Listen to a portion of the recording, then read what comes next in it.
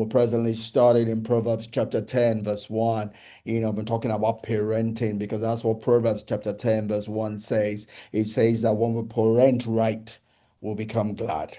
When we parent wrongly, we'll become sorrowful and sad. Right? And we cannot disassociate ourselves from our parenting. Whosoever our child is or becomes defines who we are in a sense because we become the parent of either the wise child or the foolish child. We cannot say that we don't know where they came from. They came from us. We are the responsible party. If our child is a failure in any way or sense, we are the parent of the failure. If our child is a success in any way, shape, or form, we are the parents of that success. So it doesn't matter where this discussion or saying or revelation or meets you, you need to hone what you have. You cannot avoid that. If you started early, I know this before you gave birth to children, great for you.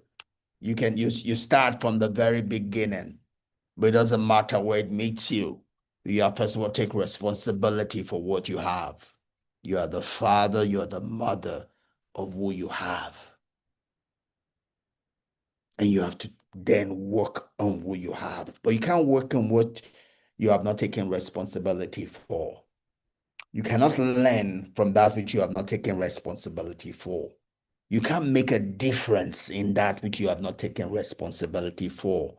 So the place of parenting is taking responsibility, waking up to the reality of who you are and what you have. Right?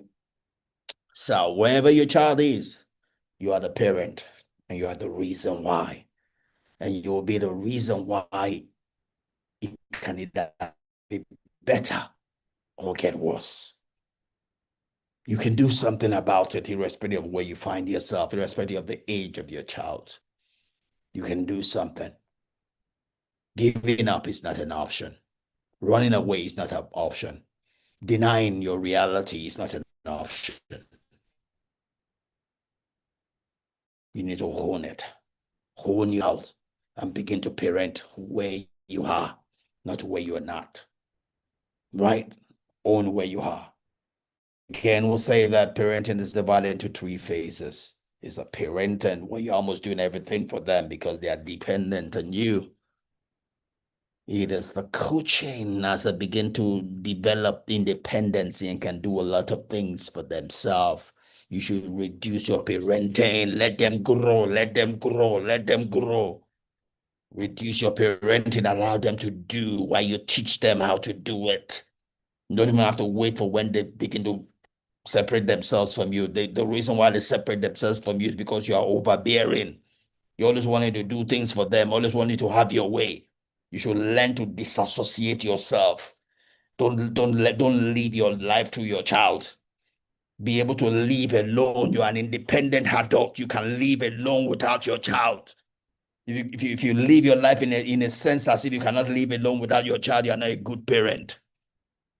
Adults are people who can live independent of everything and anything around them. The thing that they live with is a choice. It's called the interdependent. You make a choice to live with, not that your life depends on. If your life depends on your child, you are a failure. You are not a parent. Your child cannot and must not depend on your child.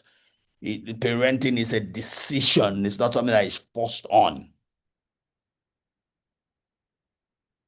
So as we coach them, let them go, release them to go, release them such that they can live on their own without us.